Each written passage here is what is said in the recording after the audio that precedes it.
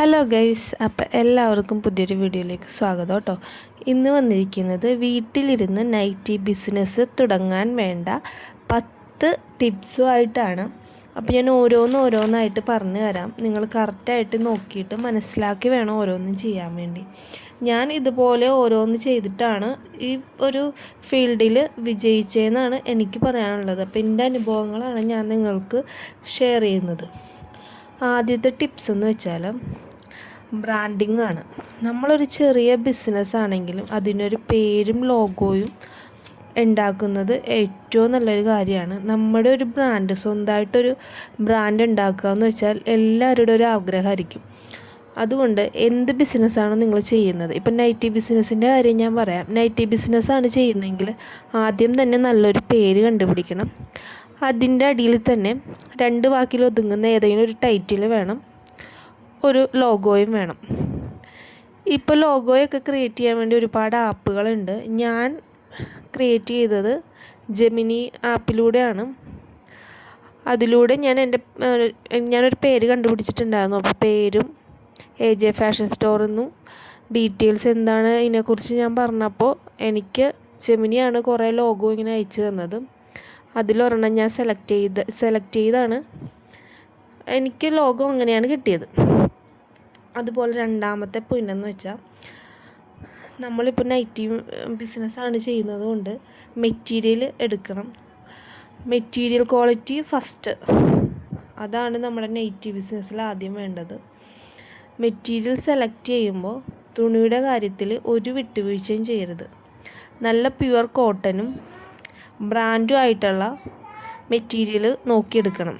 അതുപോലെ അജ്രക്ക്, ജയ്പൂർ പ്രിൻറ്റുകൾ ഇപ്പോൾ ട്രെൻഡിങ് ആണ്. അതും കൂടി ഇപ്പോഴത്തെ ട്രെൻഡിങ് ഏതാണോ അതും കൂടി ഒന്ന് നോക്കിയെടുക്കാൻ വേണ്ടി ശ്രദ്ധിക്കണം. കഴുകിയാൽ നിറം പോവാത്തതും ചുരുങ്ങില്ലെന്ന് ഉറപ്പുള്ളതും നിങ്ങൾ നോക്കി വാങ്ങിക്കണം. അവരോട് ചോദിച്ചിട്ട് വാങ്ങിക്കണം.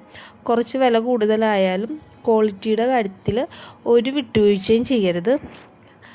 അതുപോലെ തന്നെ 100 രൂപയ്ക്ക് കിട്ടുന്ന ലോ ക്വാളിറ്റി വാങ്ങിച്ചിട്ട് വില കൂട്ടി നിങ്ങൾ കൊടുക്കരുത്. അത് നിങ്ങളുടെ ബിസിനസ്സിൻ്റെ വിശ്വാസം കളയും.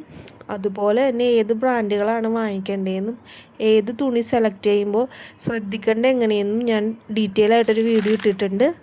അതൊന്ന് കണ്ടു നോക്കണം. മൂന്നാമതാണ് പ്രൈസിങ്. തുണിയുടെ വില പ്ലസ് തുന്നാനുള്ള കൂലി പ്ലസ് ചെറിയൊരു ലാഭം എന്നിങ്ങനെ നോക്കിയിട്ട് വേണം നിങ്ങളൊരു പ്രൈസ് ഇടാൻ വേണ്ടി. അതുപോലെ തന്നെ ഹോൾസെയിലായിട്ട് തുണി എടുത്ത് തയ്ക്കുന്നതാണ് ഏറ്റവും ലാഭം. വില കുറച്ച് കൊടുത്തിട്ട് നഷ്ടം വരുത്തരുത്. നിങ്ങളുടെ ബ്രാൻഡ് ഏതാണോ അല്ലെങ്കിൽ നിങ്ങളുടെ ബ്രാൻഡിൻ്റെ വില നിങ്ങളായിട്ട് തന്നെ കളയരുത്. വില നിങ്ങൾ ഇടുമ്പോൾ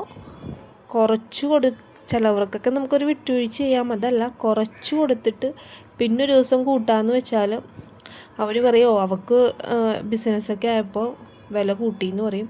അപ്പോൾ തുടക്കം തന്നെ നമുക്ക് എങ്ങനെയാണോ ഒരു ലാഭം കിട്ടുന്നതെന്ന് വെച്ചിട്ട് വേണം പ്രൈസ് നിങ്ങളിടാൻ വേണ്ടി. അടുത്തതാണ് സ്റ്റാൻഡേർഡ് സൈസിങ്. കൃത്യമായ സൈസ്. ഈ ഫ്രീ സൈസ് എന്നുള്ളത് ഒഴിവാക്കുക.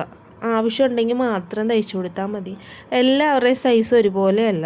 അതുകൊണ്ട് നൈറ്റികൾ തയ്ക്കുമ്പോൾ L, XL, XXL എന്നീ സൈസുകൾ കൃത്യമായിട്ടിരിക്കാൻ വേണ്ടി ശ്രദ്ധിക്കണം.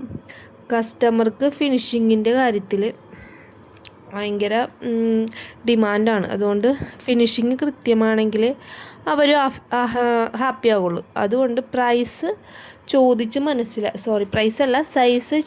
മനസ്സിലാക്കിയിട്ട് വേണം നിങ്ങൾ സ്റ്റിച്ച് ചെയ്ത് കൊടുക്കാൻ വേണ്ടി. അതുപോലെ അഞ്ചാമത്തെ ഒരു പോയിൻ്റാണ് ട്രെൻഡിങ് ഡിസൈൻസ്, വെറൈറ്റി ഡിസൈൻസ്. സ്ഥിരം മോഡലുകൾക്ക് പകരം നെക്കിൻ്റെ അവിടെയോ സ്ലീവിൻ്റെ അവിടെയോ അങ്ങനെ എന്തെങ്കിലുമൊക്കെ ഒന്ന് മാറ്റി പരീക്ഷിക്കാൻ നോക്കണം. ചെറിയ മാറ്റങ്ങൾ വരുത്തുമ്പോൾ കസ്റ്റമർക്ക് ഒരു പുതുമ തോന്നും. അതുകൊണ്ട് ട്രെൻഡിങ് ആയിട്ടുള്ള ഡിസൈൻസ്, പഴയ ഓൾഡ് മോഡലൊക്കെ കളഞ്ഞിട്ട് ട്രെൻഡിങ് ആയിട്ടുള്ള മോഡലുകൾ സ്റ്റിച്ച് ചെയ്യാൻ വേണ്ടി നിങ്ങളൊന്ന് ശ്രമിക്കണം. അതുപോലെ ആറാമത്തെ ഒരു കാര്യമാണ് പ്രസൻറ്റേഷൻ. നമ്മൾ തുന്നിയൊരു നൈറ്റി നല്ല വൃത്തിയായിട്ട് കസ്റ്റമറിലേക്ക് എത്തിക്കണം.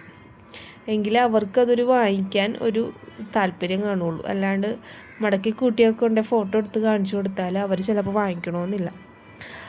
അതുകൊണ്ട് ഒരു മോഡലിനെ വെച്ചോ ഇല്ലെങ്കിൽ ഒരു ഹാങ്കറിൽ തൂക്കിയിട്ടിട്ടോ ഇല്ലെങ്കിൽ ഇപ്പോൾ ജെമിനി ആപ്പ് വഴി നിങ്ങൾക്ക് മോഡലിനെ ക്രിയേറ്റ് ചെയ്യാൻ പറ്റും. അതിനെക്കുറിച്ച് ഞാനൊരു വീഡിയോ ഇട്ടിട്ടുണ്ട്. അങ്ങനെയോ എങ്ങനെയാണ് നിങ്ങൾക്ക് ഒരു നല്ലൊരു ഫോട്ടോയാക്കി മാറ്റാൻ പറ്റുന്നതെന്ന് വെച്ചാൽ അത് വേണം കസ്റ്റമർക്ക് കൊടുക്കാൻ വേണ്ടി. അത് ഈ കസ്റ്റമേഴ്സിനെ നന്നായിട്ട് ആകർഷിക്കും. അതുപോലത്തെ 7ാമത്തെ ഒരു പോയിൻ്റാണ് സോഷ്യൽ മീഡിയ മാർക്കറ്റിംഗ്. നമുക്കിപ്പോൾ ഏറ്റവും വലിയൊരു ഈ ഡ്രസ്സ് മാർക്കറ്റ് ചെയ്യുന്നവർക്ക് ഏറ്റവും വലിയൊരു സംഭവമാണ് ഈ social media. YouTube, Instagram, Facebook ഈ വഴിയൊക്കെ നന്നായിട്ട് മാർക്കറ്റ് ചെയ്യാൻ പറ്റും. അപ്പോൾ ഇതിലൊക്കെ ഒരു ചാനൽ തുടങ്ങിയിട്ട് ഈ നല്ല ഫോട്ടോസൊക്കെ എടുത്തിട്ട് അല്ലെങ്കിൽ വീഡിയോ ആയിട്ടെന്ന് വെച്ചാൽ ഇതിലൊക്കെ കൂടി നമുക്ക് കസ്റ്റമേഴ്സിന് എത്തിക്കാം.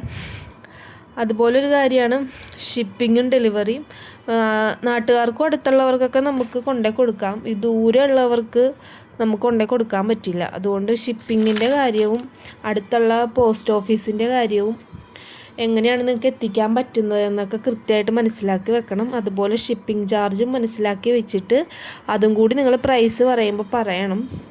ഇല്ലെങ്കിൽ പിന്നീട് ഷിപ്പിംഗ് ചാർജ് ഉണ്ടെന്ന് പറയുമ്പോൾ കസ്റ്റമർക്ക് അതൊരു പ്രശ്നമായിട്ട് മാറും. നിങ്ങളങ്ങനെ കൊടുക്കുന്നുണ്ടെങ്കിൽ പാക്കേജും കൂടി ഒന്ന് നന്നായിട്ട് നോക്കണം. നല്ല വൃത്തിയായിട്ട് പാക്ക് ചെയ്ത് കൊടുക്കാൻ കൂടി ശ്രമിക്കണം. അതുപോലെ 9ാമത്തെ ഒരു പോയിൻ്റാണ് കസ്റ്റമർ സർവീസ്, കസ്റ്റമർ റിലേഷൻഷിപ്പ്. ഒരിക്കൽ വാങ്ങിയ ആളോട് അതിൻ്റെ അഭിപ്രായം ചോദിച്ച് ഫീഡ്ബാക്ക് ചോദിച്ചിട്ട് ആ റിവ്യൂ സ്ക്രീൻഷോട്ട് എടുത്തൊരു വീഡിയോയിൽ കാണിക്കുന്നത് മറ്റുള്ളവർക്ക് നിങ്ങളോടുള്ളൊരു വിശ്വാസം വർദ്ധിപ്പിക്കും. ചെറിയ കാര്യത്തിലൊക്കെ കസ്റ്റമറിനോട് വിട്ടുവീഴ്ച ചെയ്യുന്നതുകൊണ്ട് കുഴപ്പമില്ല കേട്ടോ. നിങ്ങൾ ആദ്യം ഒരു കാര്യം ആലോചിക്കണം, ഒരു ബിസിനസ്സിൽ കസ്റ്റമറാണ് കിങ്.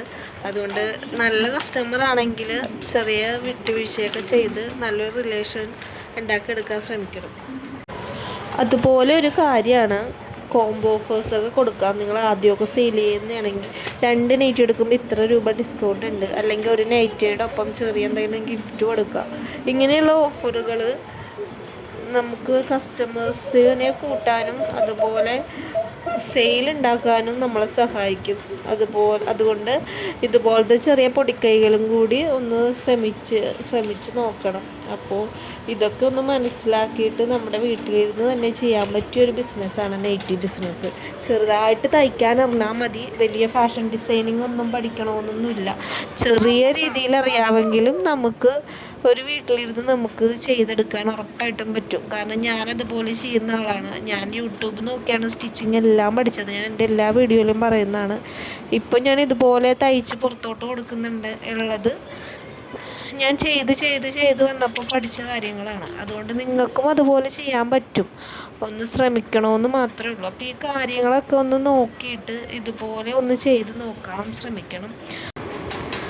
അതുപോലെ തന്നെ നമ്മൾ ഈ ചാനലിലൂടെ നൈറ്റി മെറ്റീരിയൽസൊക്കെ സെയിൽ ചെയ്യാമെന്നൊക്കെ ആഗ്രഹിക്കുന്നുണ്ട്. അപ്പോൾ എല്ലാം ശരിയായി വരികയാണെങ്കിൽ അടുത്ത ആഴ്ച മുതൽ സ്റ്റാർട്ട് ചെയ്യാമെന്ന് വിചാരിക്കുന്നു. അപ്പോൾ ഈ പറഞ്ഞ എല്ലാ പോയിൻറ്റുകളുള്ള നല്ല അടിപൊളി മെറ്റീരിയൽസ് കൊണ്ടുവരാനാണ് ഞാൻ ശ്രമിക്കുന്നത്. നല്ല ബ്രാൻഡും അധികം നിറമൊന്നും പോകാത്ത നല്ല ക്വാളിറ്റിയുള്ള മെറ്റീരിയൽസ് ആയിരിക്കും കൊണ്ടുവരുന്നത്. അപ്പോൾ അടുത്ത ആഴ്ച കൊണ്ടുവരാമെന്ന് വിചാരിക്കുന്നു. അപ്പോൾ മെറ്റീരിയൽസൊക്കെ എടുക്കാൻ ആഗ്രഹമുള്ളവരാണെങ്കിൽ നമ്മുടെ ചാനലിലൂടെ ഇനി വരാൻ പോകുന്ന മെറ്റീരിയൽസ് വീഡിയോസൊക്കെ നോക്കിയിട്ട് നിങ്ങളൊന്ന് സപ്പോർട്ട് ചെയ്യണം.